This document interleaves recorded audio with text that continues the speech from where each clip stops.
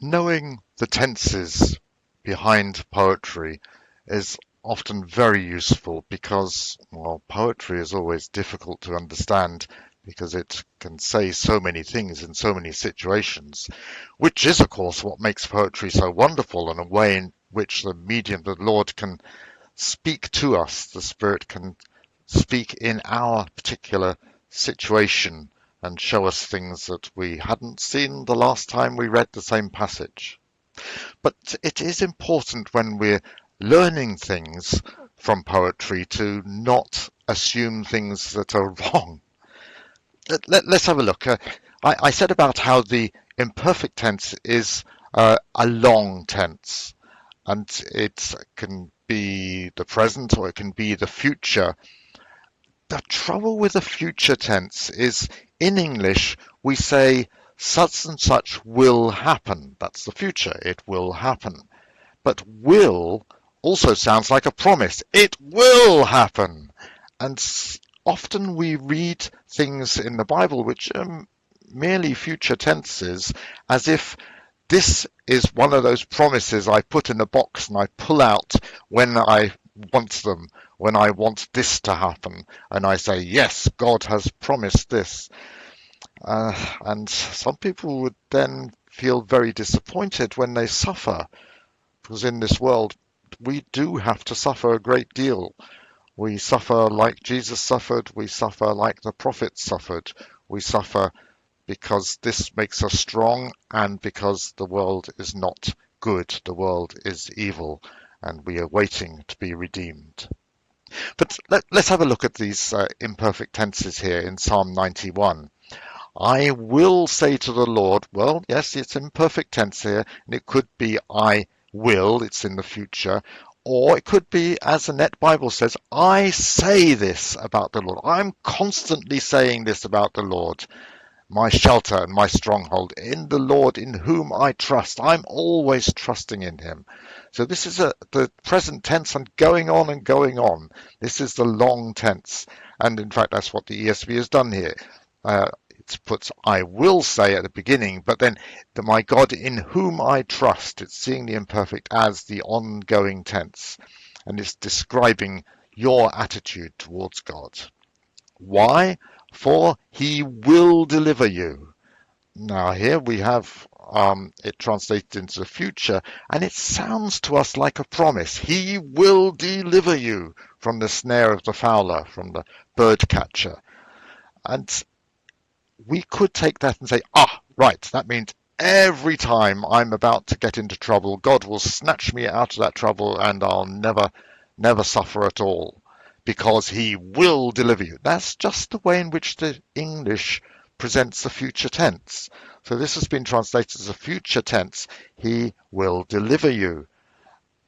But in the Net Bible, it's taken it more as a description of how God is. He will certainly rescue you from the snare of the hunter. That's what God does. He's the God who rescues. He's the God who saves us from terrible things that happen. And from the deadly pestilence, from the destructive plague, as you have in the Net Bible. God is the one who rescues us. During COVID, I heard these words being used to say, no Christian will ever get COVID because God saves us. God delivers us from all its destructive plague because it says he will deliver you from the deadly pestilence. I'm afraid this isn't a promise that God will not let his people suffer. Paul boasted that he had suffered more than any other believer, and he saw that as the mark of his Christian walk. He saw that as the mark of his faithfulness to Christ, that he went through more suffering than anyone else. And that wasn't because he was an unspiritual believer. It was because he followed God into those difficult places and didn't hesitate to go into dangerous opportunities. And then we have, now this is interesting. He will cover you with his pinions. Oh, that's a lovely picture, isn't it? In the Net Bible, it puts it into more plain English, with his wings.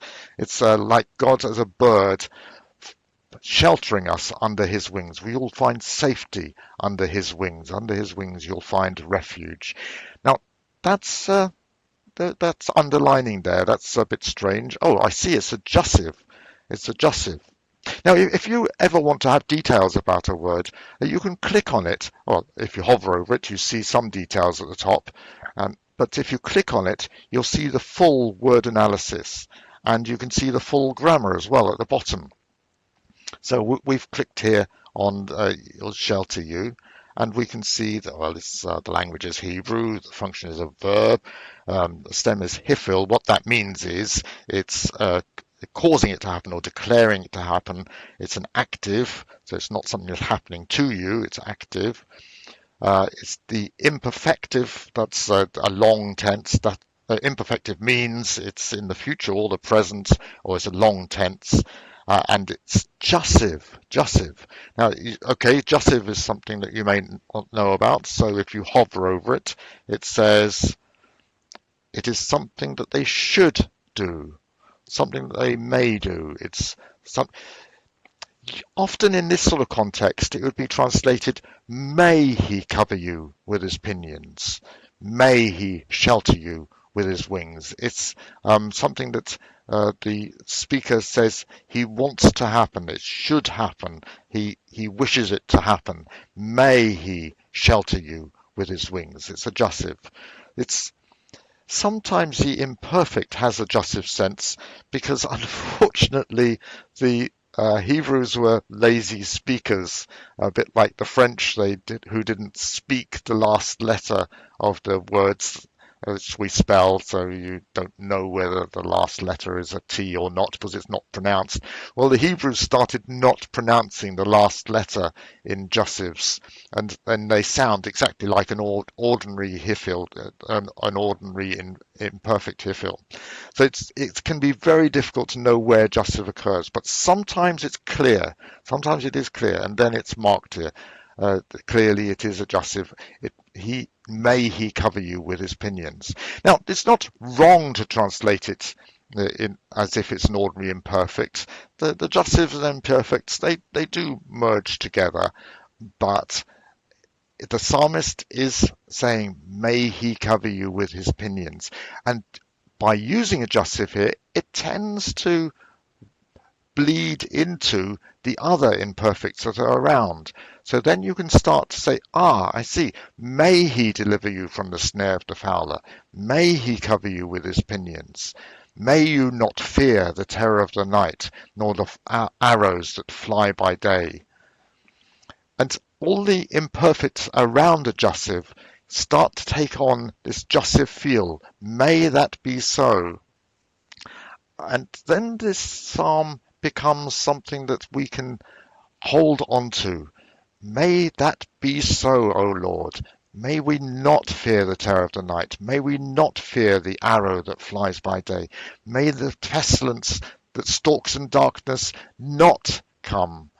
And it turns the psalm into a prayer instead of turning it into a theological statement that those that trust in the Lord will never suffer, which of course we know is not true. It becomes a wish, a prayer, a longing to the Lord. It becomes part of our hearts crying out that may that not happen. May the Lord protect us when the pestilence comes and the dangers come. And we will trust him. We will trust him whether we suffer or whether we don't. But he is the one that rescues us. He is the one who heals us. Whenever we are healed, it is healed by the Lord. Whenever we are rescued by the Lord. And the psalmist recognized that and poured out his heart using these imperfects, pointing out, yes, that's the characteristic of the Lord. He's the one who rescues me. He's the one who covers me with his wings. He's the one that causes me not to fear in the night or in the day. God bless.